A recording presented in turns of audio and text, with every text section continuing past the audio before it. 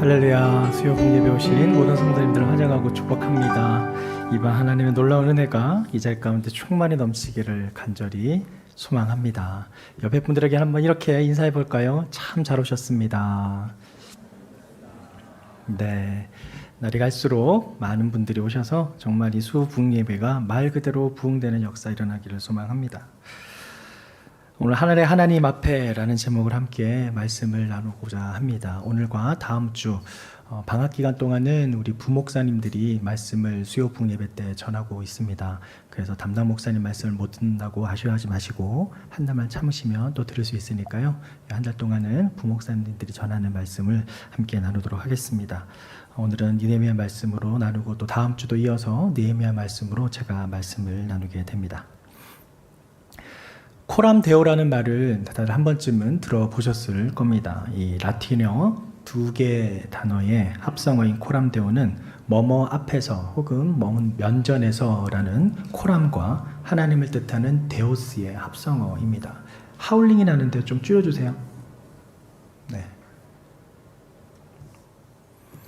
이 코람데오라는 뜻은 하나님 앞에라는 의미인데요. 사람 앞에와는 대조적인 말이 됩니다. 즉 하나님 앞에서 하나님의 임재 안에서 인간의 삶을 지켜보시는 하나님 앞에서 우리의 삶을 거룩하게 살아가는 것을 뜻합니다. 세속적인 가치가 아닌 사람들의 그 시선이 아닌 하나님 앞에서 하나님의 그 임재 안에서 살아가는 참된 그리스도인의 삶을 나타내는 단어가 바로 이 코람데오라는 단어입니다. 여러분 어떻게 코람데오의 삶을 살고 계신가요?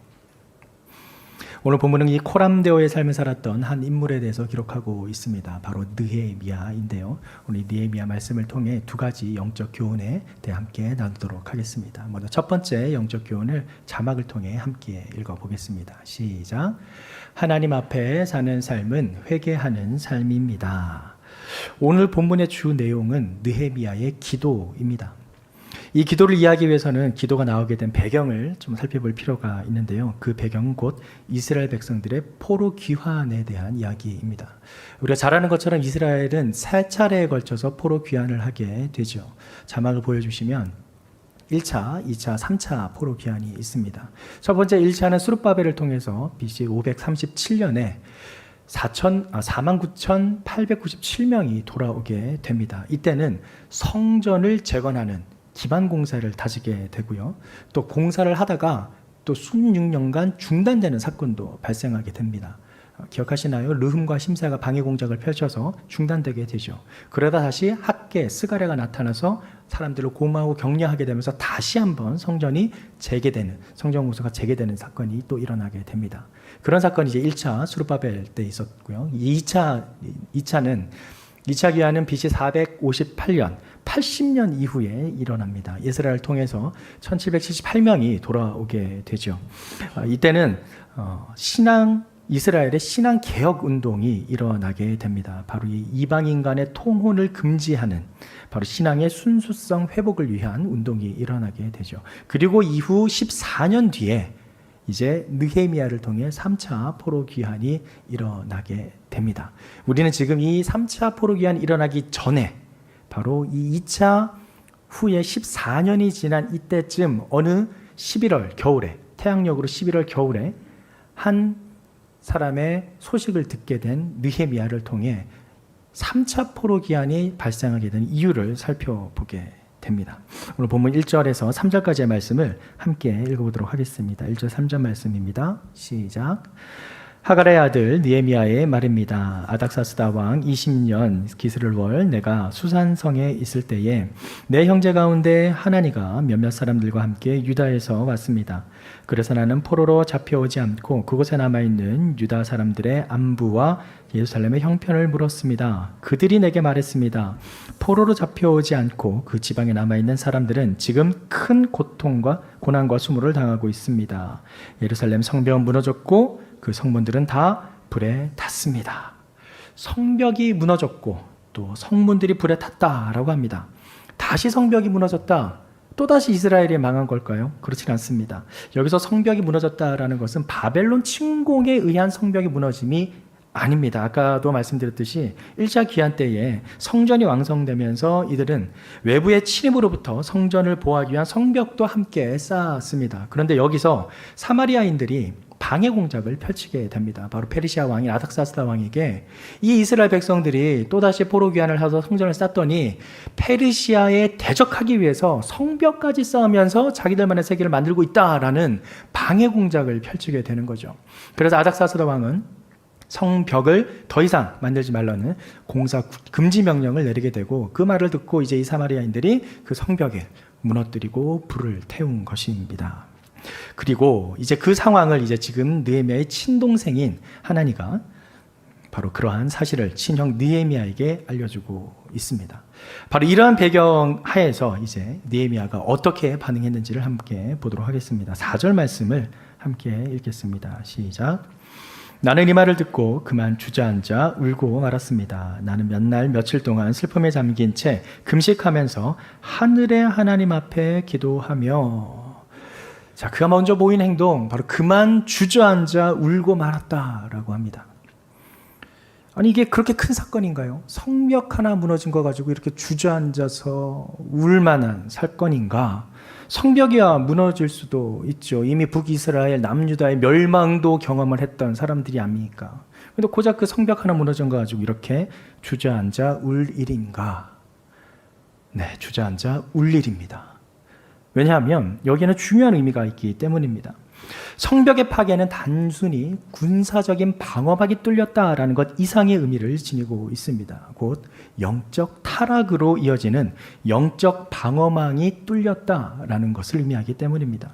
이스라엘 백성들은 지난 70년간의 포로 생활을 통해서 뼈저리게 깨달은 바가 한 가지 있습니다. 무엇인가? 바로 우리가 이렇게 큰 고통을 당하고 벌을 받는 것은 우상 숭배를 했었기 때문이다라는 사실입니다. 그는 더 이상 우상 숭배를 하지 않습니다. 포로 귀환 이후에 다시 돌아온 이스라엘 백성들, 유다인들은 결코 우상 숭배를 하지 않습니다. 다른 죄를 범합니다. 우리가 잘 아는 성전 지상주의라든지 예수님을 배격하는 것이라든지 다른 죄를 지었으면 지었지 우상 숭배를 더 이상 하지는 않습니다.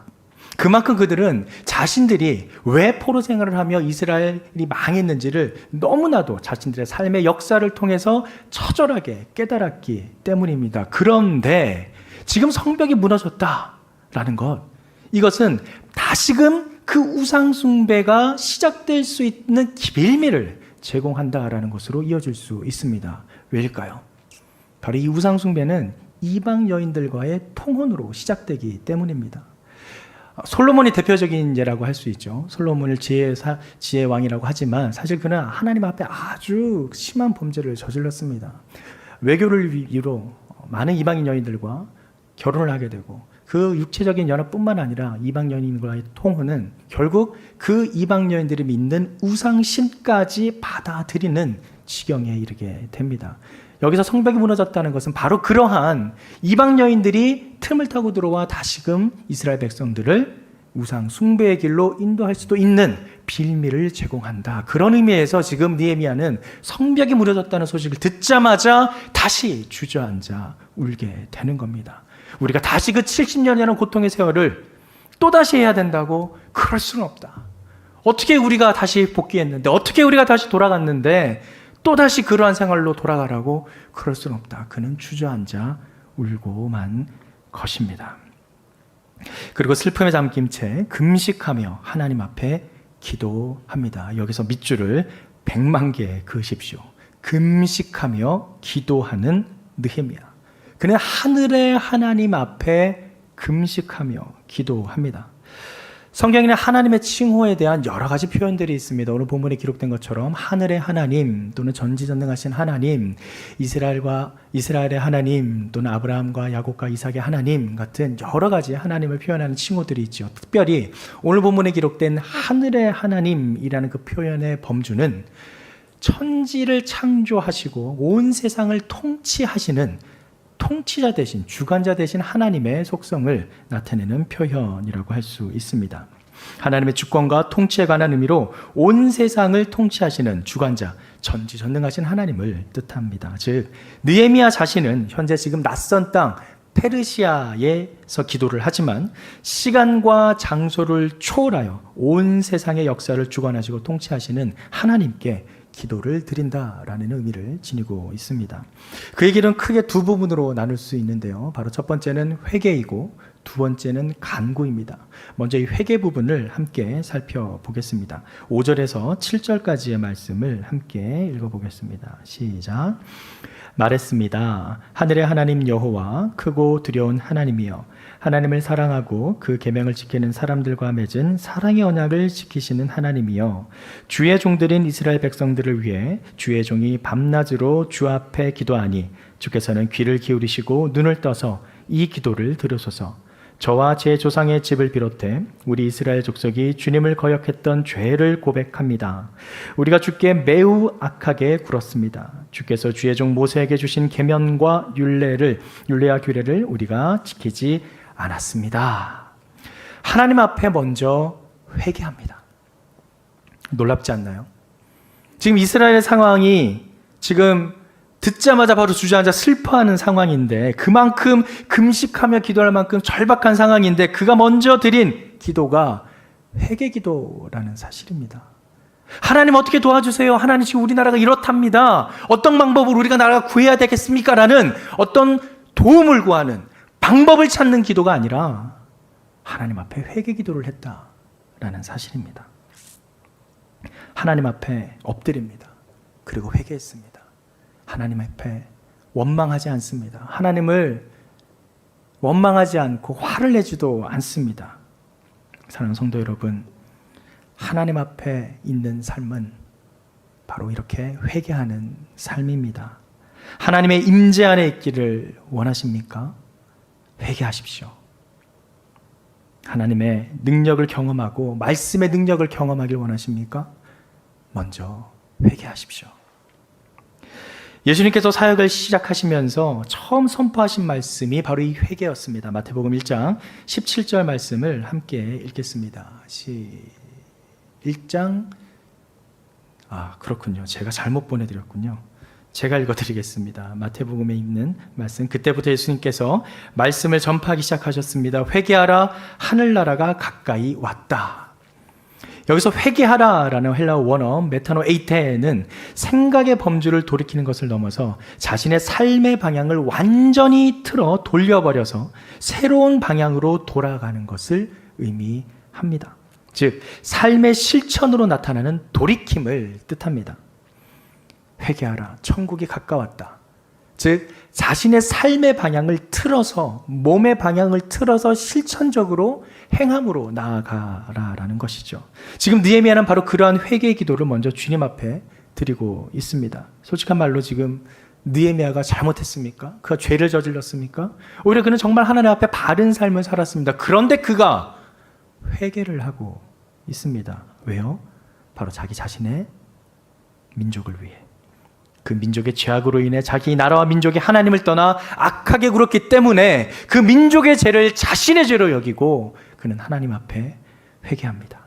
마치 모세가 이스라엘 백성을 위해 중보했듯이. 기억하시죠? 하나님께서 이스라엘 백성을 멸하시고 내가 너 모세를 통해서 새로운 민족을 이루겠다 하셨을 때 모세는 하나님 앞에 중보하며 엎드렸습니다. 그러지 마시라고.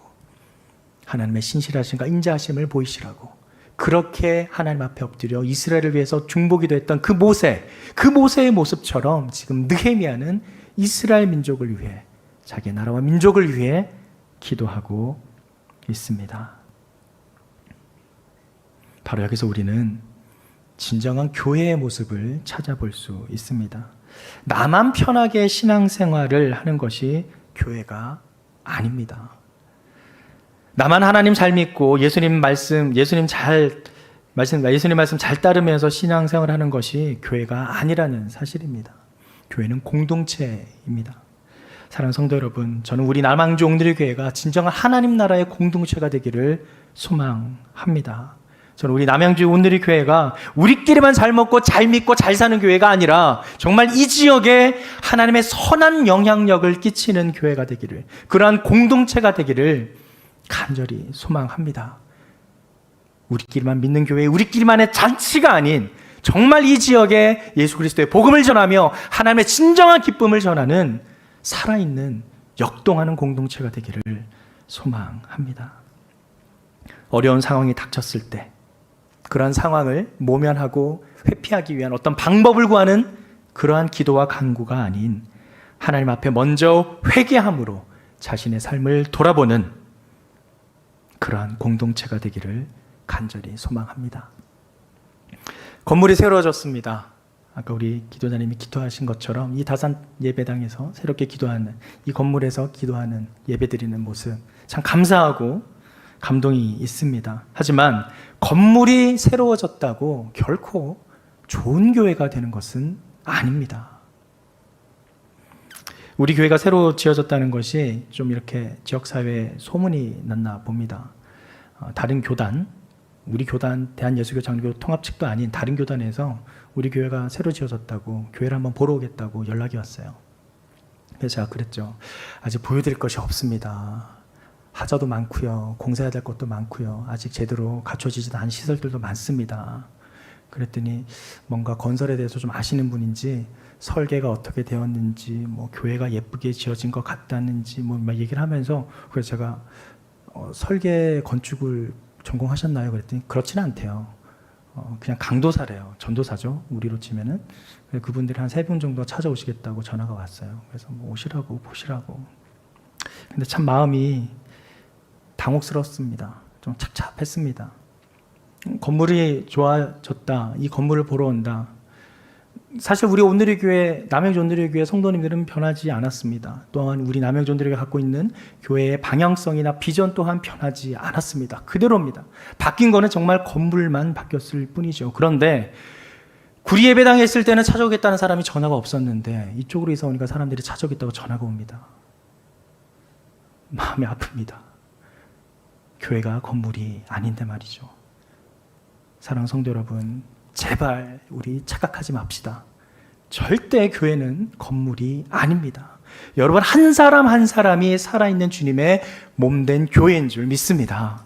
한번 옆에 계신 분들께 이렇게 선포합시다. 당신이 교회입니다. 당신이 살아있는 주님의 몸된 교회입니다.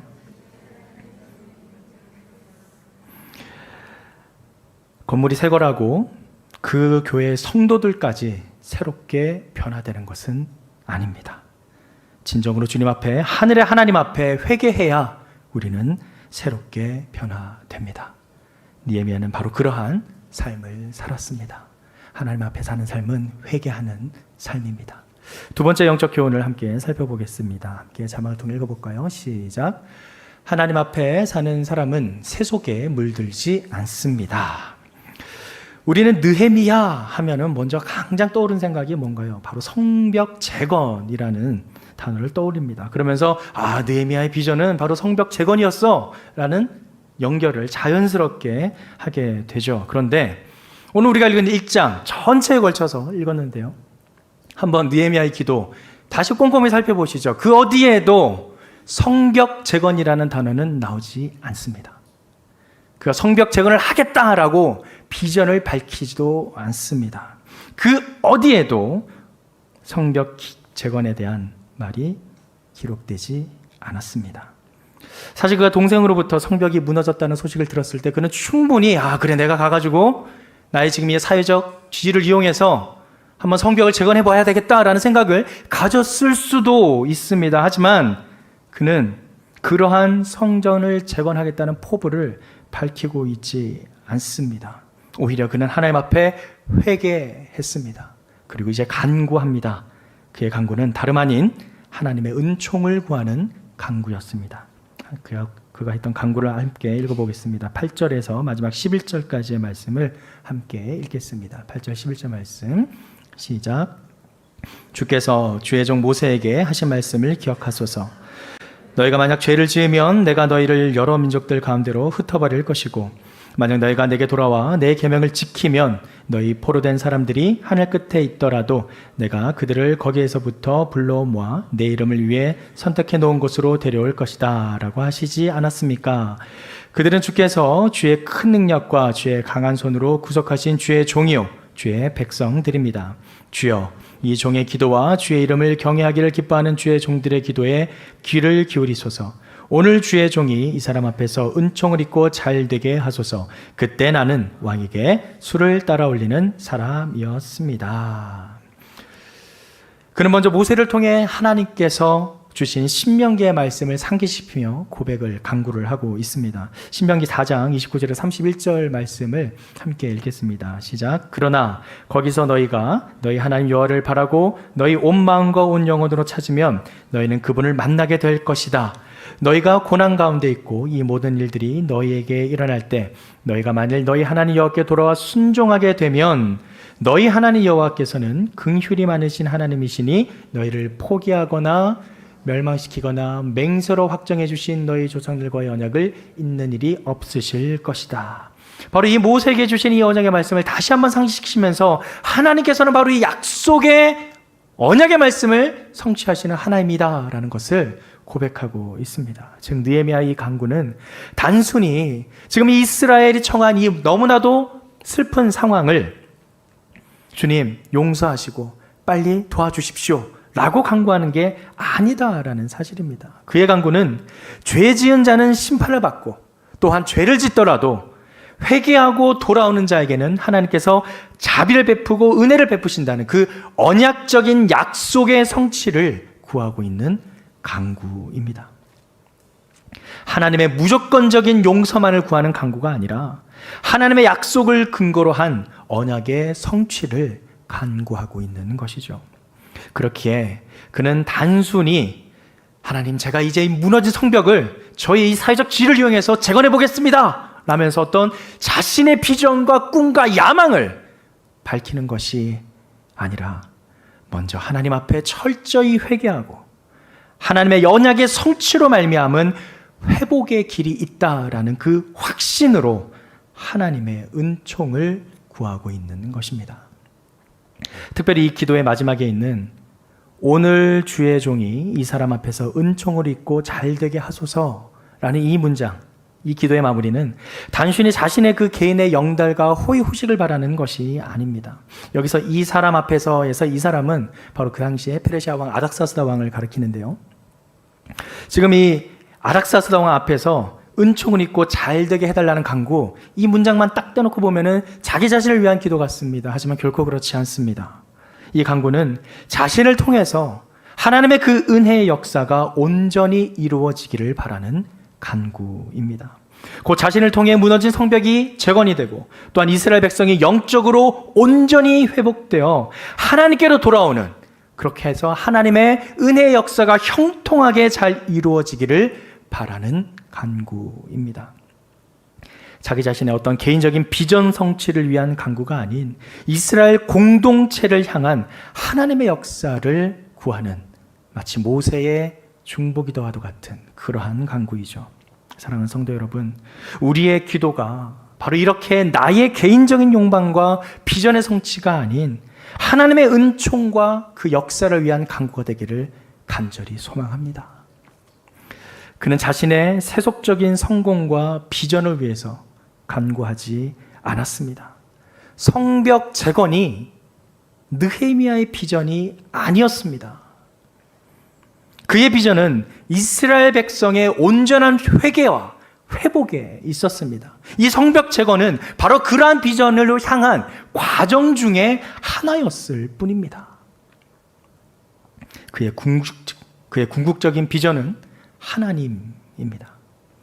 주의 종, 주의 백성, 주의 이름을 경외하기를 기뻐하는 주의 종들, 이것이 바로 그의 정체성이었습니다.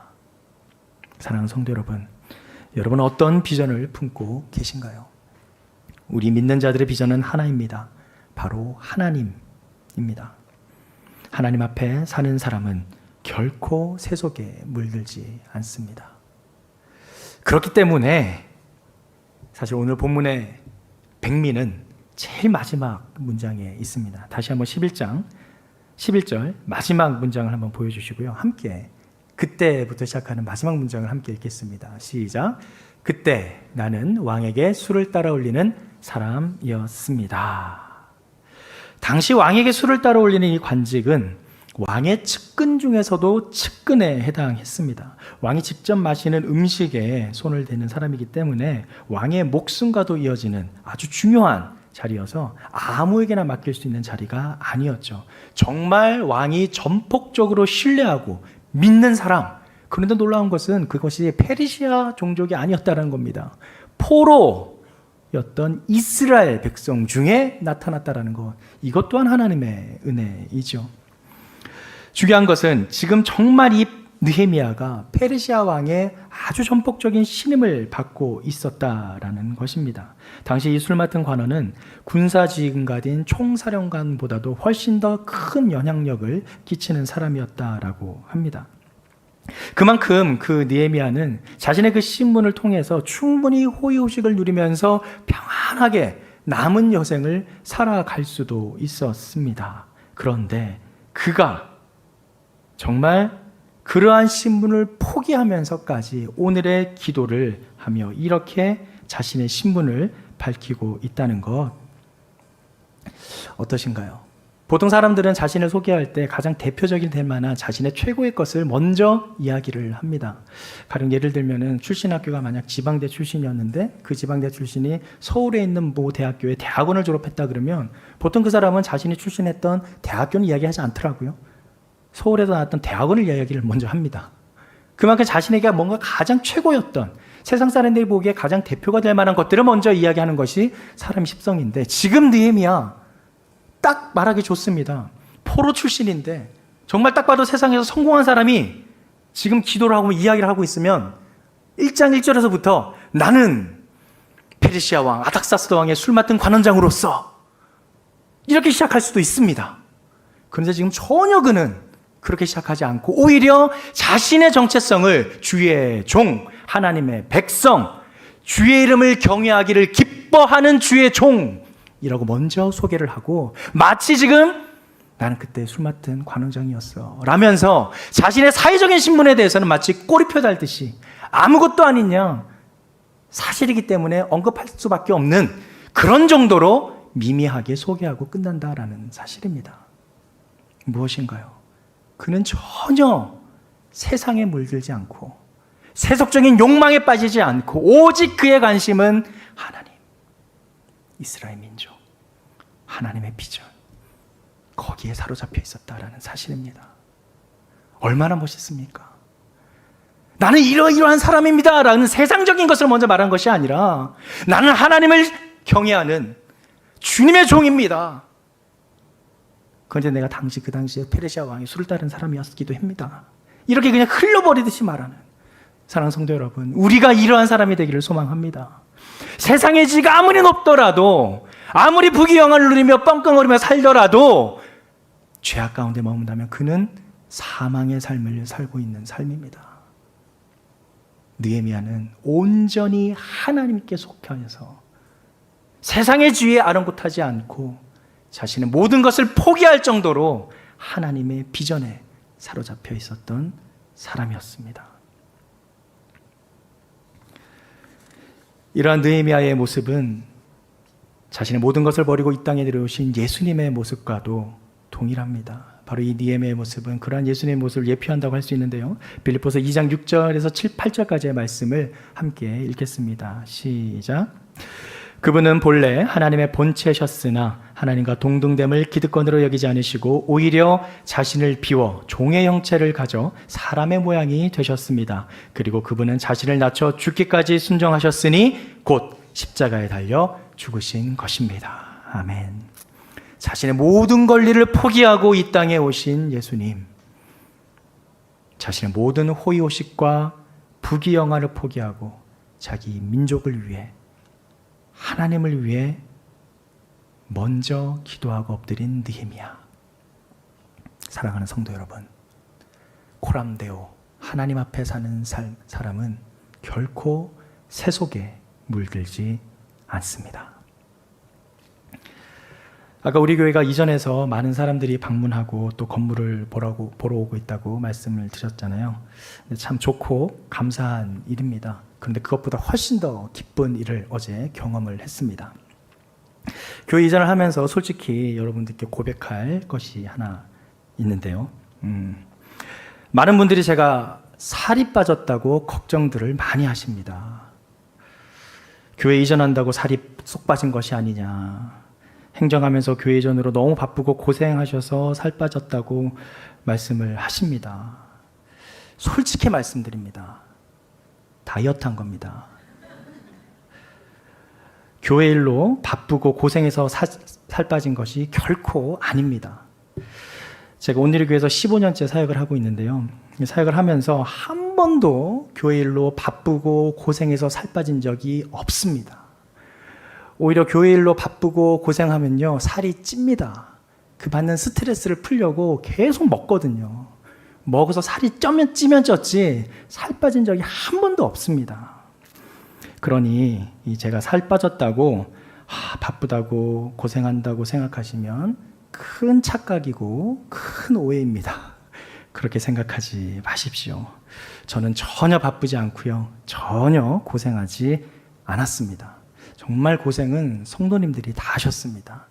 직접적인 것은 이제 공동체 총무님들, 또 리더십 분들, 그리고 이사에 직접 관여하셨던 집사님들과 장로님들, 우리 간사님들이 정말 고생하셨지 저는 고생하지 않았습니다. 제가 살 빠진 것은 제가 다이어트를 했기 때문입니다. 비결이 궁금하시면 예배 후에 저를 찾아오시면 알려드리겠습니다. 아주 간단한 방법이 있습니다. 그렇다고 제가 또 운동을 한 것도 아닙니다. 어쨌든 그렇게 교회 이전을 하면서 참 기쁜 생활을 하고 있습니다. 사실 제가 살 빠진 것은 고등학교 이후 이제 성인이 된 이후에 가장 가볍고 날아갈 듯한 생활을 하고 있기 때문에 저는 개인적으로 너무 기쁜 생활을 하고 있습니다. 그런데 그 기쁜 생활 중에서 어제 정말 기쁜 일이 있었습니다. 새 예배당을 드린 게 참 감사한데 새 예배당이 이렇게 쓰인다면은 정말 이사한 보람이 있구나라는 생각이 드는 경험이었습니다. 어제 어떤 권사님께서 전화가 왔어요. 근데 우리 교회 권사님이 아니십니다. 근데 권사님이 전화 오셔서 어떻게 제 전화번호를 알아서 전화를 했다고 합니다. 그래서 어떤 일이냐 물어봤더니 자신이 잘 다니는 미정원이 있는데 그 미정원 원장님과 종업원을 계속 전도를 해서 결국 교회를 가겠다라고 이야기를 들었대요. 그런데 그 권사님이 다니시는 교회는 서울에 있어서 너무 머니까 못 가고 지금 미정원 바로 앞에 공사 중인 교회가 있다는 얘기를 듣고 그 교회가 들어서면 교회를 가겠다라는 얘기를 했다는 거예요. 근데 그 미정원이 정말 우리 교회 바로 앞에 있어요. 걸어서 100m도 안 돼요. 딱 길 건너면 바로 있습니다. 네, 공식적인 자리이기 때문에 상호면 말하지 않을게요. 하여튼 바로 앞에 있어요. 바로 앞에 있어서 그 전화를 받자마자 지금 제가 가겠다고. 그래서 어제 전도팀장님하고 집사님하고 같이 갔습니다. 가서 전도지를 드리고 또 생명의 삶 책도 선물로 드리면서 말씀에 두 분이 깜짝 놀라는 거예요. 어떻게 오셨냐고. 혹시 어떤 권사님이 손님이 교회를 소개하는 걸 딱 알아듣고 혼자 먼저 오기가 뻘쭘했었는데 누가 찾아오기를 바랬대요. 그래서 정말 잘 갔다라는 생각이 들어서 그 사장님과 또 종업원이 이 교회에 나오기로 했대요. 처음 교회를 가는 거랍니다. 할렐루야. 너무 감사하더라고요. 평생에 처음 교회를 온 거래요. 여러분, 이게 우리의 기쁨이 되어야 될 줄 믿습니다. 새 건물 지었다고 기뻐하는 게 아니고요. 죽어가던 영혼이 다시 돌아올 때 그것이 우리의 기쁨이 되어야 될 줄 믿습니다. 이것이 참 기쁨입니다. 만약에 우리 예배당이 그렇게 새로운 처음 교회 오는 분들에게 하나님의 복음을 만날 수 있는 기회가 된다면 여기 잘 온 거 맞습니다. 그런데 만약에 우리 안에서만 우리의 산치로 끝난다면 이거 없어져도 됩니다. 무너져도 됩니다. 필요 없습니다. 하 목사님 추모 기간 동안에 봤던 우리 영상 기억하시죠? 그때 하 목사님께서 말씀하신 말씀 중에 제 마음을 쿵 울렸던 말씀이 있어요. 여러분은 교회 자리 채우기에 앉아있는 사람들이 아닙니다.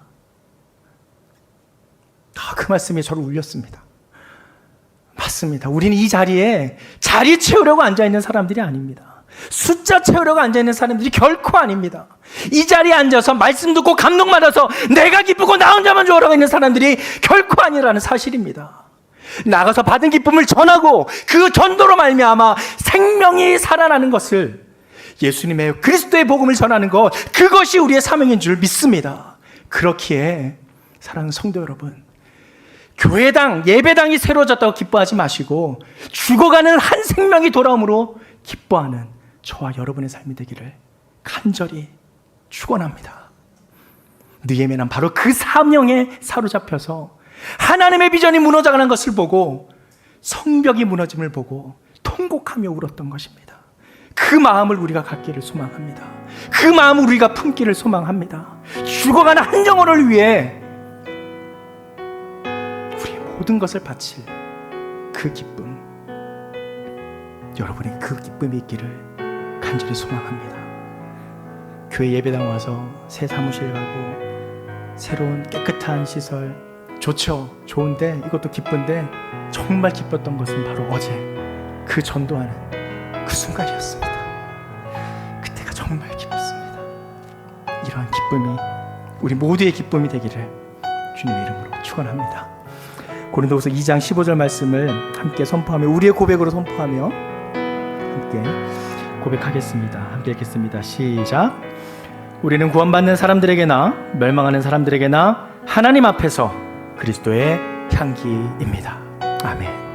옆에 분들에게 이렇게 선포하십시다. 당신은 그리스도의 향기입니다. 코람데오 하나님 앞에서 사는 사람은 회개의 삶을 삽니다. 또한 하나님 앞에 사는 삶은 결코 세속에 물들지 않습니다.